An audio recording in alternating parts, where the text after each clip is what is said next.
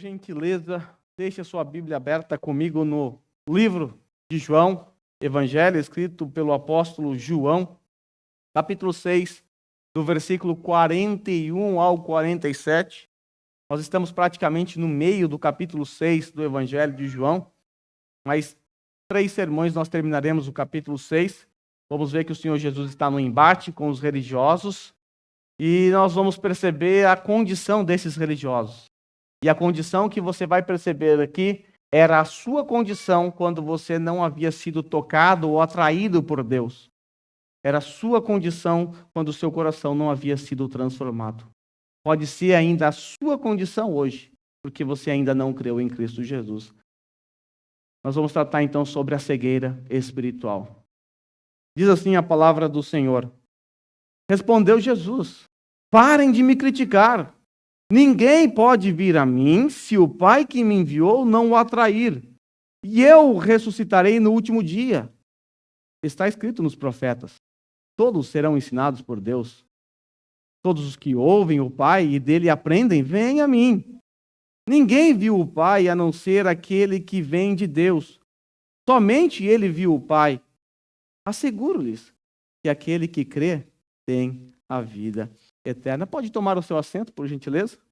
Meus irmãos, nós estamos diante desse trecho em que o evangelista João relata o embate de Jesus contra os religiosos do seu tempo. É muito importante que a gente volte um pouquinho a nossa mente para o contexto. Por que Jesus está nesse embate com os religiosos numa sinagoga em Cafarnaum? O que aconteceu antes? Para entender o porquê nós chegamos a esse ponto, é preciso voltar lá para o capítulo 6, do versículo 1 em diante, onde nós temos a descrição do milagre da multiplicação dos pães e peixes. Nós bem sabemos que os discípulos estavam muito cansados e eles queriam um descanso. O Senhor Jesus, percebendo o cansaço deles, planeja um momento de descanso. Então Jesus entra num barquinho e atravessa o mar da Galileia, rumo às colinas de Golã, um lugar deserto, propício para descanso. Mas, da ótica dos discípulos, esse descanso foi frustrado. Porque ao verem Jesus no barquinho, junto com seus discípulos, atravessando o mar da Galileia, que tem uma extensão de aproximadamente 10 quilômetros, aquela multidão começou a correr pela margem e chegaram antes de Jesus e os discípulos. Quando Jesus chega, uma multidão, quase 20 mil pessoas, o aguardando. Jesus tem compaixão deles, realiza milagres, cura os enfermos, ensina. E ao cair da tarde, Jesus ainda dá um banquete gratuito para eles. Ele transforma, ele multiplica pães e peixes suficientes para alimentar quase 20 mil pessoas e ainda sobrar 12 cestos. Bom, depois que Jesus realizou esse sinal miraculoso, já estava tarde, Jesus manda então os seus discípulos entrar no barco contra a sua vontade, mas eles entram no barco porque o Senhor estava ordenando, já era tarde, estava escuro. O Senhor Jesus então vai se despedir da multidão. Enquanto isso, Jesus sobe para o monte para orar e os seus discípulos vão rumo a uma grande tempestade enviada pelo próprio Senhor. 6 horas depois, o Senhor Jesus vai em direção aos seus discípulos que estavam quase morrendo afogados, sucumbindo, estavam cansados. E o Senhor Jesus vai de maneira milagrosa andando sobre o mar, caminhando tranquilamente. Então ele chega até onde estavam os discípulos, ele faz Pedro andar sobre o mar, Pedro afunda, levanta, Jesus entra dentro do barco, a tempestade acalma, eles adoram Jesus e logo chegam para o outro lado da margem. No dia seguinte, aquela multidão que havia sido alimentada por Jesus pediram bis, queriam comer de novo. Lógico, de graça. Chegaram lá, encontraram o barco de Jesus. Olha, Jesus está aqui. Porém, não o encontraram, porque eles não sabiam que Jesus havia andado sobre o mar.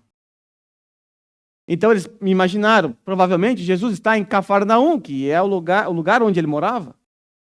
Então, decidiram ir a Cafarnaum, e quando eles chegam em Cafarnaum, encontram Jesus numa sinagoga. Por isso, você vai perceber que o texto que está diante de nós é um texto em que Jesus está num embate com os religiosos. Isso era algo comum dentro de uma sinagoga. Por isso, perguntas e respostas são feitas. Eles estavam lendo a Torá, lendo um trecho da lei, e agora perguntas e respostas eram feitas. Agora, vale lembrar que uma das afirmações de Jesus causou espanto nos judeus. Jesus afirmou: eu sou o pão da vida. Quando Jesus afirmou isso, automaticamente os discípulos, os religiosos, eles entenderam o que Jesus estava dizendo. Porque ele acabara de usar uma expressão que era comum somente para Deus. Nenhum homem poderia usar essa expressão, eu sou. Porque era o nome próprio de Deus. Foi assim que Deus se revelou a Moisés e é assim que ficou conhecido o grande Yahvé, Jeová. Então eles estão agora diante de Jesus, após Jesus ter realizado aquele sinal miraculoso da multiplicação dos pães e peixes. E agora eles estão aqui questionando Jesus. Jesus então emite esse pronunciamento de que ele é o pão da vida. Isso gera revolta nos corações deles. E agora nós chegamos no texto que está diante de nós. Você vai perceber que eles tiveram uma reação muito enérgica. Eles começaram a criticar a Jesus, porque ele havia afirmado que ele é o pão da vida. Mas algo que me chama a atenção, e que deve chamar a sua atenção também, é por que aqueles homens não creram em Jesus? Como pode eles foram alimentados pelo próprio Senhor Jesus? Vale lembrar que nós estamos na metade do ministério terreno de Jesus, em torno de 1 ano e meio. Jesus já havia realizado inúmeros sinais miraculosos na frente deles. Eles viram os sinais, que não foram poucos. Eles ouviram os discursos profundos de Jesus, que também não foram poucos. Eles mesmos foram alimentados por Jesus. Mas mesmo assim, eles não creram em Cristo Jesus. Mesmo assim, eles se puseram a criticar Jesus, a rejeitá-lo abertamente. Mas por quê? Como pode? Eles estavam diante do Deus encarnado, estava na frente deles. Mesmo assim, eles estavam cegos. Eles não podiam enxergar a divindade em Jesus. A cegueira espiritual, ela pode ser identificada através dos seus sintomas. E aqui eu preciso deixar claro para todos vocês que todos os seres humanos nascem com a cegueira espiritual. Não há nenhum sequer. Todos nascem cegos, espiritualmente falando. E a cegueira espiritual, ela pode ser identificada através dos seus sintomas. Deixa eu apresentar um sintoma para você que está presente aqui no texto. O primeiro sintoma que eu quero apresentar para vocês acerca da cegueira espiritual é a reação alérgica à verdade. É isso que a cegueira espiritual faz no incrédulo. Ele tem uma aversão à verdade. Começa a coçar quando ele escuta a verdade. Ele tampa os ouvidos, ele não suporta ouvir a verdade. Essa é uma reação alérgica. Esses homens simplesmente não conseguiram ver a divindade de Jesus, apesar de ter visto sinais. Eles não conseguiram decodificar os sinais corretamente. Certamente você já fez exame dos olhos aqui no Japão, né? Vocês estão enxergando aí, estão fazendo exame aí que eu estou sabendo. MIG, Hidari, aí vocês estão fazendo. No Brasil não é assim. Mas aqui no Japão, quando você vai fazer um teste para saber como é que está a sua visão, eles colocam diante de você um círculo com um pedacinho faltando, um espaço em branco. E você tem que identificar onde é que está esse espaço. Está para a esquerda, para a direita, para frente, para baixo, para cima, para baixo? Provavelmente todos vocês já fizeram isso, né? É uma das primeiras palavras, as primeiras palavras que a gente aprende em japonês é Miki, Hidari, Ueshi, tá? Exatamente por causa desse exame. Você decora, porque você tem que falar isso na hora de tirar a habilitação, na hora de fazer um exame na fábrica. Você precisa decodificar o sinal que está sendo posto diante de você. Você precisa decodificar onde é que está o espaço em branco. Deixa eu dizer a vocês que em 2006, uma época em que eu trabalhava como um louco na Ixim, fazia 3 horas e meia de zangueu todos os dias. Época em que eu estava no seminário. Então tinha um dia da semana que eu tinha que ir até o seminário aqui no Japão, era uma região um pouco longe de onde eu morava. Eu chegava em casa 2h30 da manhã, 2 horas da manhã, exausto, cansado. E vocês sabem que, a maioria de vocês, né, sabem que eu tenho sistema imunológico muito debilitado. Eu tenho uma imunodeficiência. Eu sou podre, é assim que as pessoas falam. E é verdade. Naquela época, eu também me alimentava muito mal. Era muito fast food, pastel e só comida ruim. Eu não iria na casa da Tati naquela época de jeito nenhum. Se era então, eu nem queria comer minha amiga se fosse hoje. Porque eu só comia porcaria, não comia nada de bom. Até que eu mudei bastante, né? Naquela época, por conta desse desgaste do meu corpo, aflorou no meu olho esquerdo a toxoplasmose. Segundo os médicos, é uma doença própria de país tropical.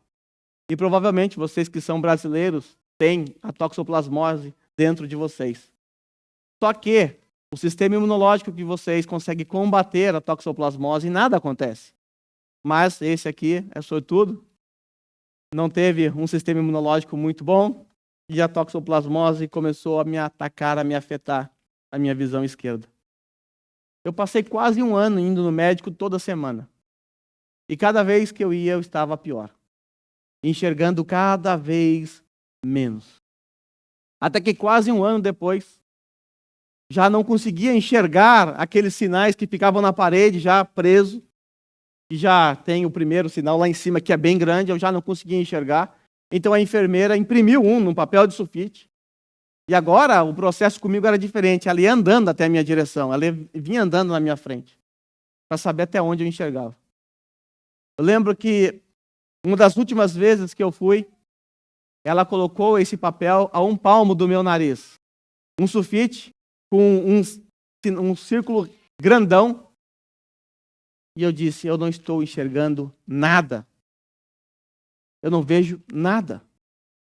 Tudo que eu vi era um branco, como se tivesse colocado uma sacola plástica no meu olho, eu não enxergava absolutamente nada. Foi ali onde bateu o desespero e eu estava ficando cego. Mas onde estava o problema? Será que o problema estava na enfermeira? Claro que não, ela estava fazendo o papel dela. Será que o problema estava no sinal que ela estava me mostrando? Evidente que não. Ela até estava me ajudando, fazendo um sinal gigante. Onde estava o problema?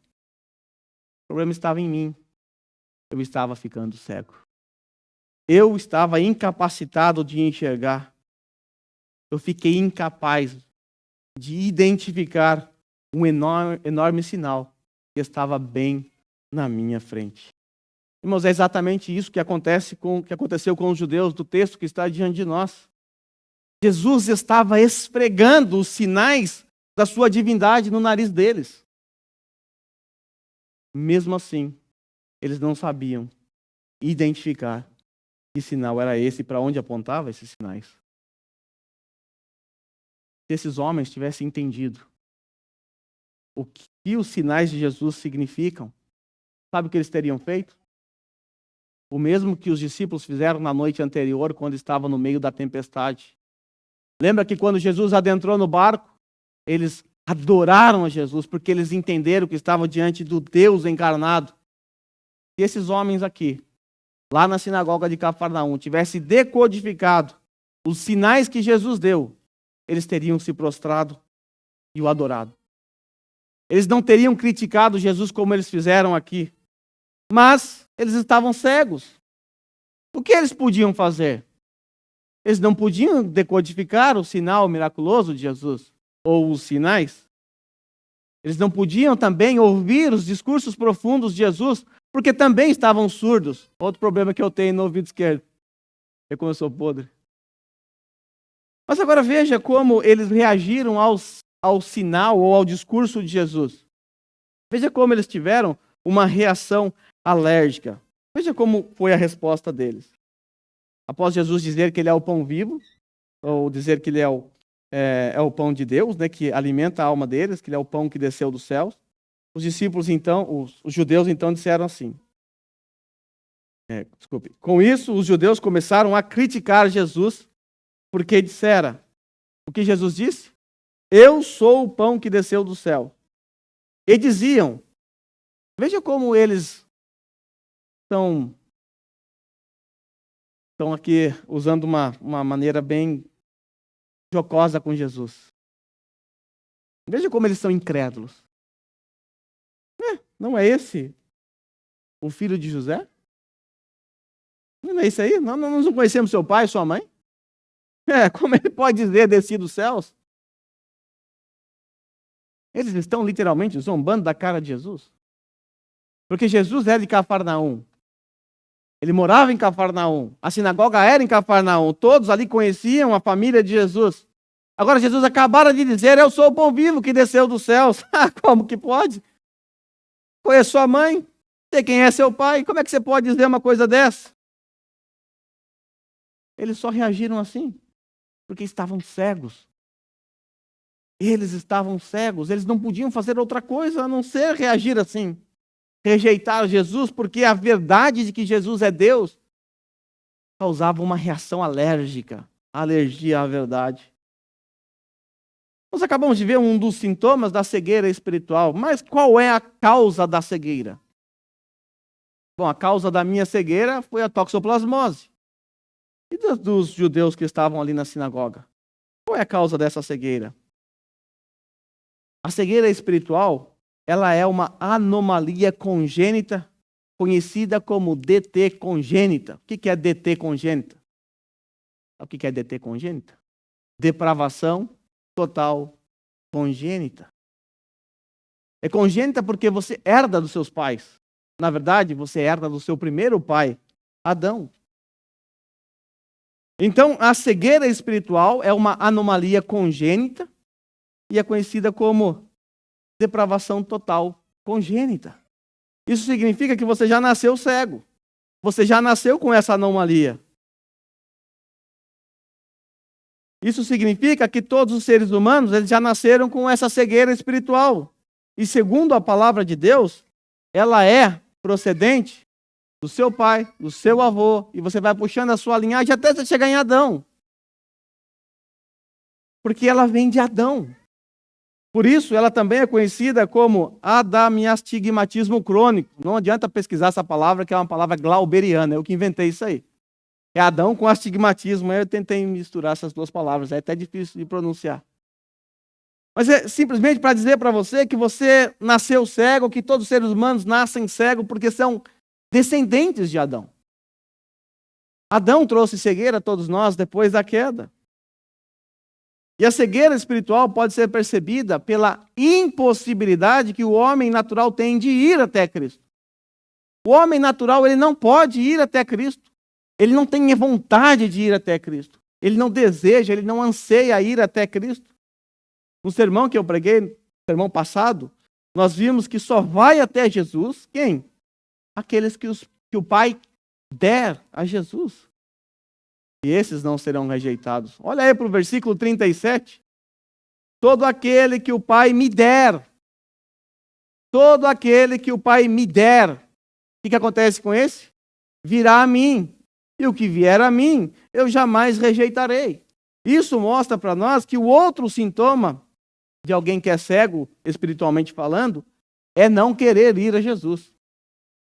Agora suas pernas também estão com problema. A cegueira espiritual atrofiou também as pernas. Agora ele não pode, ele não quer ir até Jesus. Olhando para os versículos 43 e 44, nós percebemos ali que esses homens estavam cegos porque Deus não agiu na vida deles com sua graça irresistível. Ou seja, Deus, usando as palavras de Jesus, Deus não os atraiu para Cristo. Veja como a resposta de Jesus é clara como um cristal. Respondeu Jesus, parem de me criticar. E é interessante essa palavrinha aqui que foi traduzida na NVI por criticar.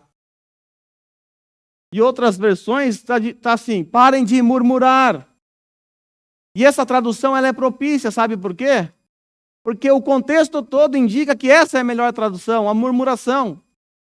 Porque quando Deus alimentou o povo de Israel lá no Egito, com o maná, o pão que desceu dos céus, o povo murmurou, reclamou. E agora eles estão repetindo o mesmo pecado dos seus pais. Jesus, o próprio Deus, agora não através de Moisés, mas o próprio Deus acabara de alimentar o povo. E eles logo em seguida estão repetindo os mesmos pecados dos seus pais, murmurando. Então Jesus dá uma bronca neles, parem de me criticar ou parem de murmurar. Agora preste atenção nas palavras de Jesus. Ninguém, absolutamente ninguém pode vir a mim, se o Pai que me enviou não o atrair, e eu ressuscitarei no último dia. Você percebe como a cegueira espiritual ela impede que todo ser humano vá até Jesus? Repito as palavras de Jesus.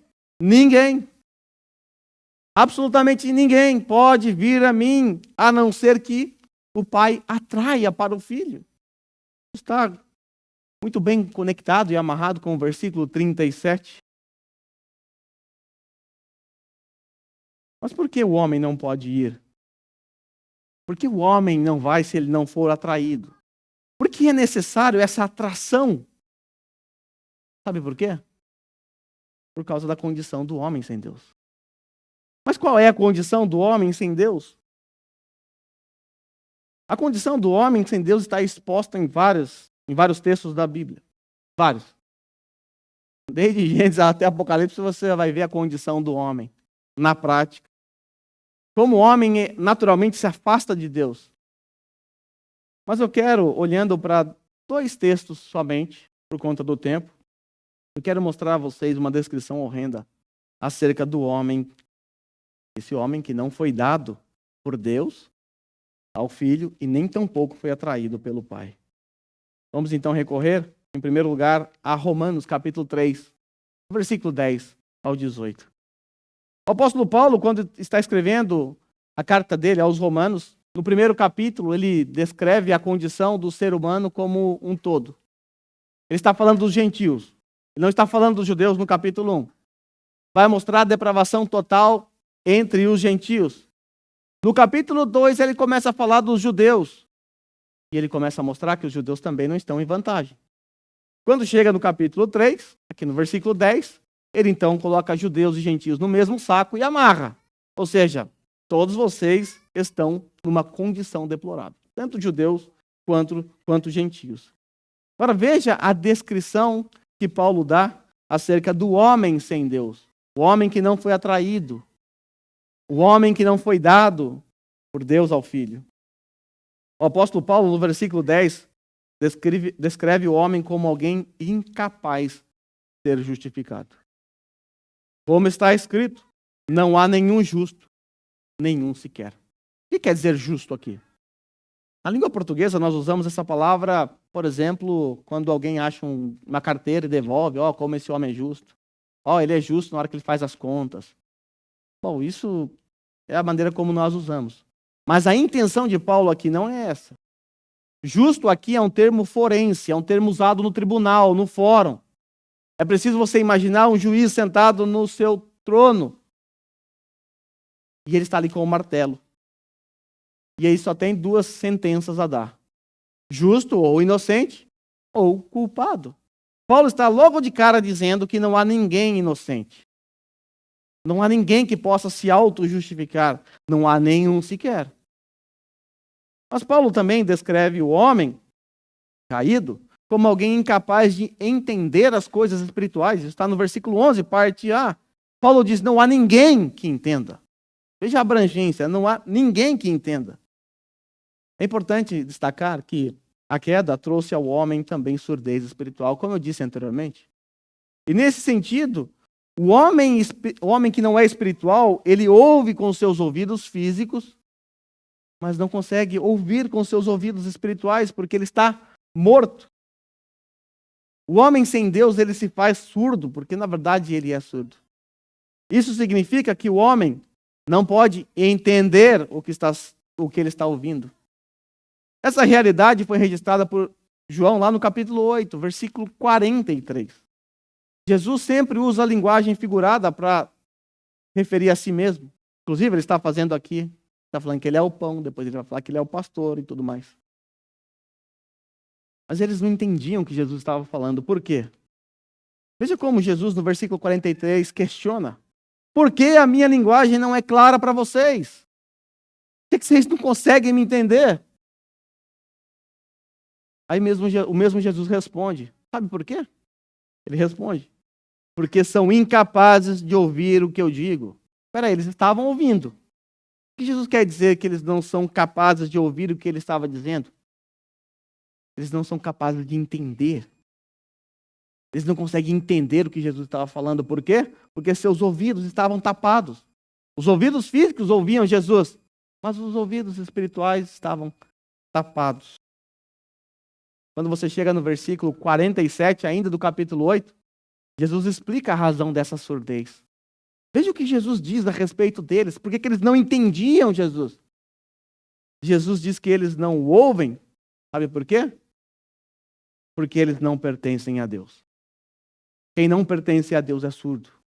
Não pode entender as coisas espirituais. É incapaz de entender. Por isso Paulo falou aqui, não há quem entenda.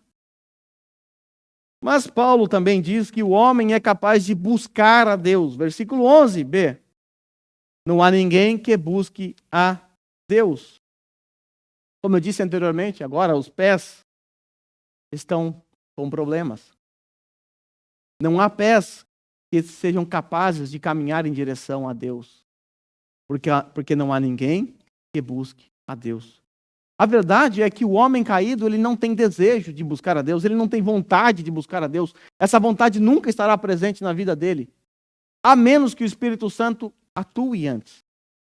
A menos que ocorra a regeneração. A menos que o homem receba um novo coração. Do contrário, a sua única vontade será se afastar de Deus. Porque não há ninguém que busque a Deus. Paulo também diz que o homem caído, ele é incapaz de fazer algum bem espiritual. Versículo 12. Todos se desviaram, tornaram-se juntamente inúteis. Não há ninguém que faça o bem. Não há nenhum sequer. É verdade que os seres humanos fazem atos de bondade. Ajudam pessoas, dão esmolas e tudo mais, cesta básica. Mas não é disso que o texto está falando. O que o apóstolo Paulo quer mostrar para nós é que não há nenhum bem espiritual suficiente de mudar a sua condição. Vale lembrar que nossos melhores atos de justiça são como trapos imundos na presença do Senhor. Então, por mais que você faça algo bom, se você é um incrédulo, se você é um ímpio, essa bondade está manchada pelo pecado e Deus abomina. Paulo descreve o homem também como alguém incapaz de controlar a sua maldita boca. Versículo 13 e 14. Suas gargantas são um túmulo aberto, com suas línguas enganam. Veneno de serpentes está nos seus lábios.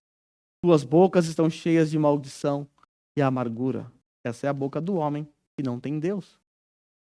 Paulo também diz que o homem sem Deus ele é incapaz de trilhar o caminho da paz. Versículo 15 e 17. Seus pés são ágeis para derramar sangue. Ruína e desgraça marcam os seus caminhos e não conhecem o caminho da paz. Esses são os pés do homem sem Deus. Como alguém com pés assim poderá correr em direção a Jesus? Não poderá. Jamais. Por quê? Porque seus pés são ágeis para derramar sangue, são marcados por ruínas, desgraças. O caminho desses aqui é um caminho de alguém que não conhecem a paz. Paulo também descreve, por fim, o homem sem Deus, ele é descrito como alguém incapaz de ver a utilidade do temor a Deus. Versículo 18. Aos seus olhos é inútil temer a Deus. Ele não vê utilidade em temer a Deus. O homem sem Deus, ele não tem temor nenhum de Deus. Ele nem se importa com Deus. Veja, irmãos, nós temos aqui uma descrição dos olhos espirituais dos homens que estavam diante de Jesus. Eles não conseguiam enxergar Jesus como Deus exatamente por conta dessa condição. Essa era a condição daqueles homens. Eles viam, mas eles não podiam crer. Lembra do versículo 36? Jesus diz assim, mas como eu lhes disse, vocês me viram, mas ainda não creem. Está lá no versículo 36, Jesus já havia dito isso. Vocês me viram, mesmo assim vocês não creem. Porque vocês estão cegos. Eles estavam diante do Deus encarnado, que estava discursando de maneira profunda após realizar, na presença deles, inúmeros sinais miraculosos. Porém, a cegueira os impediu de ver. E ver aqui é sinônimo de crer. Eles não conseguiram crer. Mas ainda um outro texto que relata a condição do homem que não foi atraído por Deus. E esse texto nos ajuda a entender por que aqueles homens, apesar de ver todos os sinais, não conseguiram crer em Jesus. A primeira razão, Paulo, em Efésios capítulo 2, versículo 1 ao 3, a primeira razão está no versículo 1. Paulo diz que o homem sem Deus, o homem natural, é um homem que está espiritualmente morto. Vocês estavam mortos em suas transgressões e pecados. Eu sempre pergunto, o que pode fazer o morto? O morto não faz nada. Não faz nada. Eu sempre proponho um desafio para vocês, passa no cemitério, convida alguns para tomar um café na sua casa. Não vai aparecer nenhum. Por quê? Porque mortos não podem fazer absolutamente nada. E essa era a nossa condição sem Cristo. Nós estávamos mortos em nossos delitos e pecados. Até que o Senhor Jesus quebrou a nossa sepultura e com sua voz poderosa nos chamou, vem para fora. Aí nós fomos. Mas foi a ação dele. Antes disso, estávamos mortos. Antes disso, rejeitávamos a palavra. Não tínhamos temor de Deus. Porque mortos não podem fazer nada.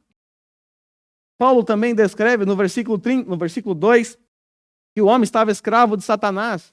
Paulo diz assim, nos quais costumavam a viver quando seguiam a presente ordem deste mundo e o príncipe do poder do ar, o espírito que agora está atuando nos que vivem na desobediência. Vejam, Paulo está escrevendo o homem sem Deus como alguém que é uma marionete de Satanás. Alguém que é guiado por Satanás. Falando em cegueira, quando nós chegamos no capítulo 2 de Coríntios, aliás, em 2 Coríntios, capítulo 4, versículo 4, Paulo nos informa que Satanás e seus pares são responsáveis pela cegueira espiritual dos incrédulos. Diz assim o apóstolo Paulo, nos quais o Deus desse século cegou o entendimento dos incrédulos. Veja o que Satanás e seus pares fizeram. Eles cegaram o entendimento dos incrédulos. Para quê? Para que não lhes resplandeça a luz do evangelho da glória de Cristo. Para que eles não consigam ver os sinais. Sabe aquela toxoplasmose que tal, aquela bactéria? Então, Satanás coloca um monte de toxoplasmose espiritual nos olhos de todo mundo. Para você enxergar só um branco, para você não conseguir enxergar a luz do evangelho da glória de Cristo, que é a imagem de Deus. Percebe que a menos que Deus faça algo, você não poderá enxergar os sinais, não poderá decodificar, mas não para por aí. O apóstolo Paulo também escreve, o homem caído como alguém que é escravo da sua própria carne, da sua própria natureza caída. A nossa carne, ela é inimiga de Deus. Paulo diz assim, anteriormente, todos nós também vivíamos entre eles, satisfazendo as vontades da nossa carne, seguindo os seus desejos e pensamentos. Era assim que vivíamos. O homem natural vive assim. Nossa carne é inimiga de Deus. A nossa carne odeia tudo o que é de Deus. E por fim, Paulo descreve lá no versículo 3, parte B, que o homem é por natureza merecedor da ira de Deus. Aqui é um golpe fatal. Devido a toda essa condição, devido à incapacidade do homem de buscar a Deus por conta da sua cegueira, da sua surdez, da sua atrofia espiritual, o homem então ele é merecedor da ira de Deus. E ele é merecedor da ira de Deus por natureza. Lembra que eu disse que você nasceu, eu nasci, com uma DT congênita, depravação total congênita, ou seja, nós nascemos já com essa natureza totalmente depravada, e por conta disso nós merecemos a ira de Deus. Diante desta condição, meus irmãos, não havia nada que você pudesse fazer para alcançar a salvação. Absolutamente nada. Eu te pergunto, que obras seriam suficientes para reverter essa condição? Que obras? O que você poderia fazer para afastar da sua cabeça a sentença condenatória que te mandou para o inferno, que te condenou? O que você poderia fazer? A verdade é que você nem eu podemos ou poderíamos fazer nada. Era necessário que, primeiramente, nossa vontade fosse transformada. Porque a nossa vontade é essa daí que a gente acabou de ver no texto. A vontade de não buscar, a vontade de não seguir, a vontade de satisfazer a nossa carne, a vontade de ser conduzido por Satanás. Essa é a nossa natureza. Essa é a nossa descrição. A menos que Deus faça alguma coisa, não haveria esperança para você nem para mim. Quando que a nossa vontade é transformada? Porque talvez você está agora pensando, peraí, o versículo lá de Romanos diz que não há quem busque. E o texto aqui fala que estávamos mortos em nossos delitos e pecados, e mortos não podem fazer nada. Talvez você está pensando, pera lá, mas eu quis. Eu busquei. E é verdade, eu também. A grande questão não é se você tem vontade ou não. A grande questão é o que mudou a sua vontade. Você tinha uma vontade e a sua vontade era manchada. A grande questão é o que mudou a sua vontade. O que converteu a sua vontade? Essa que é a grande questão. Com base nesse ponto, eu quero apresentar a vocês a cura para a cegueira espiritual. E aqui nós vamos descobrir o que é que muda a nossa vontade. O que aconteceu para que essa vontade fosse mudada? O que aconteceu para que toda essa condição descrita nesses dois textos que eu apresentei fosse mudado? Então, qual é a cura para essa cegueira? A cura é a dose única da graça divina. Dose única da graça divina. Porque somente a graça de Deus pode nos libertar dos efeitos do pecado. Somente a graça de Deus. Dose única, você só toma uma vez.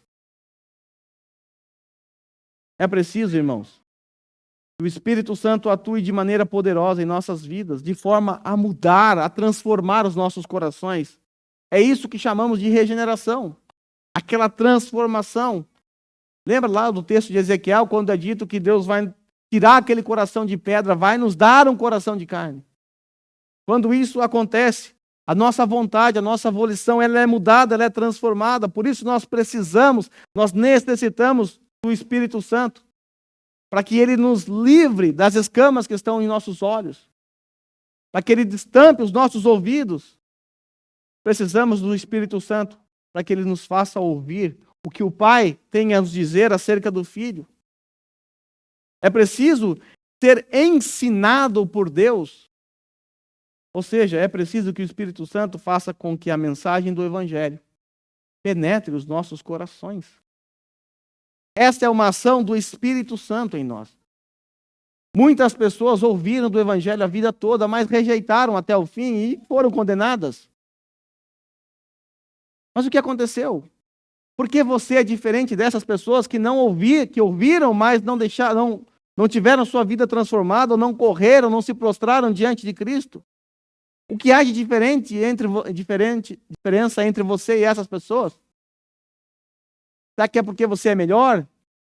Você é mais santo? Suas obras eram melhores? É evidente que não. O que aconteceu foi que quando a palavra de Cristo, o glorioso Evangelho, foi ministrado a você através de alguém ou de algum meio, o Espírito Santo estava te ensinando. Estava mudando o seu coração. Estava te fazendo entender o que ele queria que você entendesse. Porque quando isso aconteceu, você enxergou, você conseguiu ouvir a voz do seu Senhor. Note bem, aqueles homens estavam ouvindo os ensinamentos de Jesus. E quem é Jesus? O próprio Deus. Eles estavam ouvindo o próprio Deus, mas assim mesmo não creram. Por quê? Agora a resposta está aí para nós. A resposta está nos versos finais, onde Jesus cita Isaías 54, versículo 13. Veja o que está escrito. Jesus diz assim, está escrito nos profetas. Isaías 54, 13. Todos serão ensinados por Deus. Quem são todos? Todos que foram atraídos. Lembra do contexto? Todos que foram entregues pelo Pai. Todos esses que foram entregues pelo Pai, todos esses que foram atraídos, estes serão ensinados por Deus. Aí Jesus complementa dizendo que os que são ensinados pelo Pai são aqueles que ouvem, agora eles ouvem, e aprendem. Mudou. Agora eles ouvem, eles aprendem, E como consequência disso, eles vão até Jesus. Olha a vontade mudada. Olha a vontade transformada. Olha a condição deplorável sendo transformada para uma condição favorável. Agora nós conseguimos aprender, ouvir e correr até Jesus. Não foi isso que aconteceu na sua vida. Talvez você ouviu o evangelho muitos e muitos anos e você desprezou. Mas teve um dia que o Espírito Santo agiu em sua vida. E nesse dia você aprendeu, ouviu e correu até Jesus. Por isso Jesus disse: todos os que ouvem o Pai e dele aprendem, vêm a mim. Vêm a mim. Aqueles homens. Eles ouviram fisicamente, mas eles não entenderam a mensagem. Espiritualmente eles não entenderam nada, eles não ouviram nada.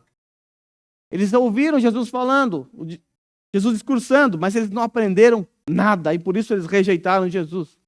Com você foi diferente. Você agiu como os judeus, sim, é verdade, um período da sua vida, mas um dia você ouviu o Pai falando com você através do Evangelho. Você aprendeu que o Espírito Santo te ensinou. E aí você creu. Nós podemos tranquilamente substituir o verbo ouvir pelo verbo crer no texto. Todos os que creem em mim são aqueles que aprenderam de mim, ou seja, foram ensinados por Deus. Portanto, esses vêm a mim. Ou seja, eles foram atraídos, eles foram dados por Deus. Por isso eles creem e vêm a mim. No versículo 46 do texto que nós estamos estudando, Jesus ele se apresenta também como o único mediador entre Deus e os homens. Ele diz que somente ele viu o Pai e somente ele veio do Pai. Veja aí. Ninguém viu o Pai, a não ser aquele que vem de Deus. Somente ele viu o Pai. Mas, irmãos, qual é o significado dessa afirmação? O que Jesus queria com isso aqui? Não parece que essa afirmação está um pouco perdida, sem nexo? Parece que é difícil entender porque que Jesus, logo assim, do nada, joga isso. Ninguém viu o Pai, a não ser aquele que veio. O assunto nem era esse. O assunto era pão. O assunto era cegueira. Vale lembrar, irmãos, que no sermão passado, nós aprendemos que Jesus se propôs a mostrar aos seus interlocutores o quanto ele é superior a Moisés. Porque o que estava em jogo era isso. Quando nós observamos o final do desfecho da multiplicação dos pães de peixe, o que aqueles homens pensaram acerca de Jesus? Eles chegaram a duas conclusões. Ele é o profeta ou ele é o Cristo. E havia uma confusão na mente dos judeus com relação a o profeta e o Cristo. Alguns achavam que eram duas pessoas separadas, outros achavam que era a mesma pessoa, mas enfim. Eles chegaram à conclusão que Jesus era o profeta. E quem que é o profeta? Nós já aprendemos isso antes. Lá em Deuteronômio, capítulo 18, do versículo 15 ao 18, Deus diz a Moisés que um dia ele enviaria alguém semelhante a Moisés. Um profeta semelhante a Moisés. E esse profeta ficou conhecido pelos judeus como o profeta. Alguém que seria semelhante a Moisés. Por essa razão, o Senhor Jesus Cristo, ele começou a mostrar a sua superioridade com relação a Moisés. Vale lembrar que ele até mesmo corrigiu a mentalidade daqueles judeus. Jesus disse a eles que não foi Moisés que deu o pão que desceu dos céus, mas é meu Pai quem deu e é meu Pai quem dá agora. Jesus estava, então, mostrando a sua superioridade ao maná. Ele está se apresentando como o pão que desceu dos céus, contrapondo ao maná. Os judeus, eles tinham Moisés como um parâmetro. Eles estavam avaliando Jesus tendo Moisés como uma régua. Agora, Jesus está mostrando como ele é superior a Moisés. E, de fato, eles estavam certos. Jesus é o profeta. Ele é o cumprimento dessa profecia, sim. Eles estavam com dúvidas. Por isso eles pediram sinais. Eles queriam que Jesus repetisse aquilo que ele havia feito no dia anterior, que ele multiplicasse de novo pães, porque o maná, como nós aprendemos, caiu por 40 anos. É natural você pedir sinais, eles queriam ver esses sinais. Mas é interessante que houve um determinado momento da história, quando você corre lá para Êxodo, capítulo 33, versículo 18, Moisés, ele então, ele pede para ver a glória de Deus. Homem ousado, pediu para ver a glória de Deus. Aí você chega no versículo 20, lá do capítulo 33, Deus responde ao pedido de Moisés. O que Deus disse a Moisés? Você não poderá ver a minha face, porque ninguém poderá ver-me e continuar vivo. Consegue entender? Ninguém poderá ver a minha face. Você, Moisés, não vai poder ver a minha face, porque ninguém poderá ver. Porque se ver, vai morrer. Simples assim. Aí no verso 23, fica claro que naquela teofania, o que é uma teofania? Deus é espírito, Deus não dá para ver. Mas de vez em quando Deus se manifestava de forma visível. Então a gente chama isso de teofania. Então nessa teofania, Moisés viu o quê? Apenas as costas de Deus. Agora volte os seus olhos para o texto que está diante de nós. Veja como Jesus está se colocando como alguém superior a Moisés. Moisés pediu para ver a glória de Deus. Deus falou negativo. Se você ver, você vai morrer. Porque ninguém pode ver. Aí Jesus diz assim: ninguém viu o Pai, a não ser aquele que vem de Deus. Somente ele viu o Pai. Eu vi o Pai, ele diz. Eu vi. Percebe como Jesus é diferente de Moisés? Como ele é superior a Moisés? Esse texto também nos mostra que Jesus é a única solução de Deus para reverter a nossa deplorável condição diante de Deus. Jesus, então, é a lente que nos faz enxergar aquilo que outrora éramos impossibilitados de enxergar. Éramos cegos. Quando o Espírito Santo, então, colocou sobre os nossos olhos as lentes do Evangelho, nós fomos, então, capazes de entender a mensagem. Nós fomos capazes de caminhar, de ir em direção a Jesus. Porque colocaram em nós uma lente espiritual, agora nós conseguimos enxergar. Nós fomos capazes de perceber a nossa condição. E quando isso aconteceu, o que nós fizemos? Nós nos prostramos arrependidos diante dele, nós suplicamos, nós imploramos por perdão. E o que ele fez? Graciosamente nos perdoou. Não só isso. Ele também nos adotou como seus filhos. Que privilégio. Como está numa canção que nós cantamos de vez em quando, antes éramos inimigos. Agora, estamos com Cristo à mesa. Nossa condição foi mudada, foi transformada e tem mais. Não para por aí. Ele também nos dá a segurança eterna. Lembra da primeira canção? Que segurança sou de Jesus. O crente, ele pode ter a segurança da sua salvação. Você não vai perder. Ela está garantida porque aquele que deu é Deus. E ninguém poderá arrebatar você das mãos dele. Por isso, você que é cristão pode dizer: que segurança sou de Jesus. No versículo 47, Jesus está assegurando isso. Ele assegura que aqueles que crê têm a garantia eterna. Ou seja, aqueles que foram dados por Deus Pai a Jesus, aqueles que foram atraídos pelo próprio Pai, para citar o texto que nós estamos estudando, aqueles que foram ensinados pelo próprio Deus, aqueles que foram até Cristo por conta disso, esses estão seguros. Esses têm a vida eterna. Veja o tempo verbal, não é que terá a vida eterna, esses têm, já recebeu. É garantido, é seu, você não vai perder. Que maravilhosa notícia. Estaremos seguros para todo sempre. É confortante saber que ninguém poderá nos arrebatar das mãos de Deus, não é verdade? Para mim é, não sei para vocês. Porque ainda regenerado eu sou pecador. E se dependesse dos meus pecados para ser salvo, já era. Que segurança. É fantástico saber que aquele que começou a boa obra em nós, ele vai completá-la até o fim. Nós estamos em processo ainda de santificação. Nós não somos perfeitos. Mas ele vai completar essa obra. Ele começou e ele vai terminar. Que alegria. Lembra da condição do homem caído em Efésios? Lembra quando Paulo diz que o homem caído ele é por natureza merecedor da ira de Deus? Pois bem, em João capítulo 3, versículo 36, é nos dito que quem crê tem a vida. Já quem rejeita o Filho, a ira de Deus permanece sobre ele. Sabe o que vai acontecer com você? Se porventura você não crer em Jesus? Sabe o que vai acontecer com você? Nada. Absolutamente nada. Aí talvez você está aliviado. Ufa, que bom que não vai acontecer nada comigo. Então eu posso viver a minha vida porca, imunda. Posso continuar rejeitando a Deus tranquilamente, que não vai acontecer nada.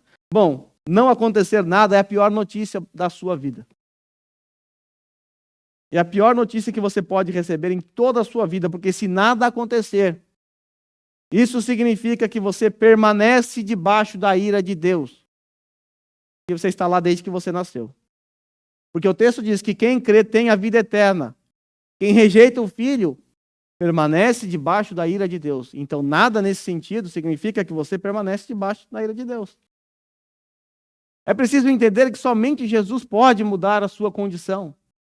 Somente Ele pode transformar, e para que isso aconteça, é preciso que você esteja ciente da sua condição diante de Deus. E essa consciência não sou eu que vou inculcar na sua mente. Eu não tenho esse poder, quem dera. Somente Deus, através do Espírito Santo, pode fazê-lo. E se isso acontecer um dia em sua vida, sabe o que vai acontecer? Você vai cair prostrado diante de Deus, clamando desesperadamente por misericórdia. Você vai experimentar um tipo de arrependimento que você nunca experimentou em sua vida. Você se sentirá imundo diante de Deus. E ao mesmo tempo, você ouvirá a doce voz do seu Senhor te dizendo: aquele que tem sede, venha a mim e beba. Certamente você não poderá resistir ao poder atrativo de Cristo. Você será atraído por uma graça irresistível e tudo vai mudar na sua vida. É aqui que a sua vontade é mudada. Aqui que a sua vontade é transformada. Deixa eu contar a você como foi a minha experiência dessa vontade mudada. Eu sei que qualquer um poderia vir aqui à frente e contar a sua história, o seu testemunho. Nós louvaríamos a Deus por isso. Mas eu, na minha adolescência, eu me tornei um viciado em pornografia. Isso começou com uns 10 anos. Me tornei um viciado, compulsivo. Eu tinha debaixo da minha cama uma coleção da Playboy. Eu tinha. A parede do meu quarto parecia uma oficina mecânica, cheia de mulheres nuas em pôster. Minha avó, que me levava para a igreja quando tinha 7, 8 anos, minha avó sempre dizia: filho, tira esse negócio daí. Não quero nem entrar no seu quarto. Mas eu tinha prazer naquelas coisas. Eu não sentia nojo, eu não sentia vergonha daquilo. Eu levava meus amigos para ver o meu quarto. Eu tinha prazer. Aquilo trazia deleite para mim. E aí, um dia, meu primo, contra a minha vontade, ele marcou uma visita com os jovens na minha casa. Contra a minha vontade. Eu não queria, porque a minha condição ela é a condição de Romanos 3:10 em diante e Efésios 2. Eu estava morto em meus delitos e pecados. Eu odiava as coisas de Deus, apesar de ter sido criado na igreja junto com a minha avó. Quando aqueles jovens chegaram em minha casa, contra a minha vontade, eles abriram a Bíblia, falaram da Bíblia, começaram a cantar. E algo aconteceu. O Espírito Santo começou a mexer no meu coração de uma forma que quando eles foram embora, eu fiquei desesperado, porque eu já não queria que eles fossem mais embora. A minha vontade foi mudada, a minha vontade foi transformada. E quando eles foram embora, eu entrei em desespero. Falei, e agora? O que vai ser da minha vida? Saí para me despedir. Já estava tarde, era umas 5 e pouco da tarde, era inverno, estava começando a escurecer. Eu volto para minha casa. E quando eu entro no meu quarto, aquilo que me dava prazer, agora já não dava mais. Eu sentia repulsa daquilo tudo. Eu senti nojo daquilo tudo. Mas o que aconteceu? O que aconteceu de uma hora para outra? O que mudou aqui?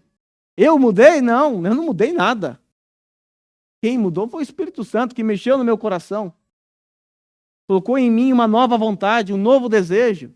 De forma que aquilo que eu amava, agora eu não desejo mais, eu detesto. E aquilo que eu detestava, que é Deus, agora eu amo.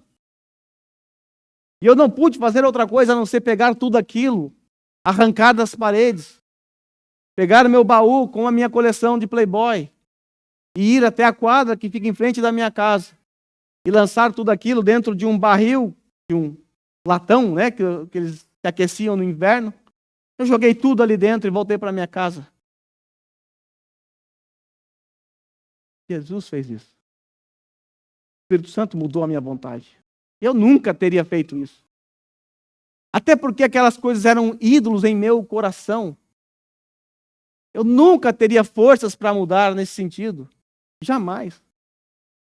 Aí eu volto para o meu quarto. E agora? E agora? Eu era um adolescente, não sabia nem como orar. Apesar de ter sido criado na igreja com a minha avó. Estava afastado já da igreja há muito tempo, já não ia. Mas eu sentei na minha cama. Bati na cama, falei, Jesus, senta aqui, vamos conversar um pouquinho. E ali eu pedi perdão desesperado pela vida imunda que eu tinha vivido até aquele momento. Eu era cego. Eu estava perdido. Mas Ele me salvou. Ele me encontrou. Essa é a minha história. Mas eu tenho certeza absoluta que a sua história é semelhante à minha. Pode ser pecados diferentes, é verdade. Pode ser vícios diferentes. Mas houve um dia na sua vida em que você foi atraído por Deus. Houve um dia na sua vida em que tudo mudou, a sua vontade mudou, a sua percepção mudou e agora você já não é mais cego. Agora você enxerga, agora você entende, agora você tem vontade de seguir a Deus. Essa é uma obra do Espírito Santo em nossas vidas. Por isso, na obra da salvação, não existe nenhum mérito em nós. Nenhum. Todo mérito, toda a honra da minha e da sua salvação pertence a Ele. Porque se não fosse Ele, você estaria morto em seus delitos e pecados. Você estava condenado ao inferno. Você continuaria cego para todo sempre. Ainda que Jesus aparecesse na sua frente, Ele mostrasse todos os sinais possíveis, você ainda assim o rejeitaria. Ainda assim você o criticaria, porque é assim que é a natureza caída. Mas hoje você não age assim. Porque hoje você foi transformado. Aquele que você criticava, agora você ama, agora você adora. Porque Ele agora se revelou a você de maneira doce. Ele disse a você, vem, sai da sua sepultura fétida. E você saiu andando em direção a Ele. Então louvado seja o nome do nosso Senhor pela nossa salvação. Vamos orar.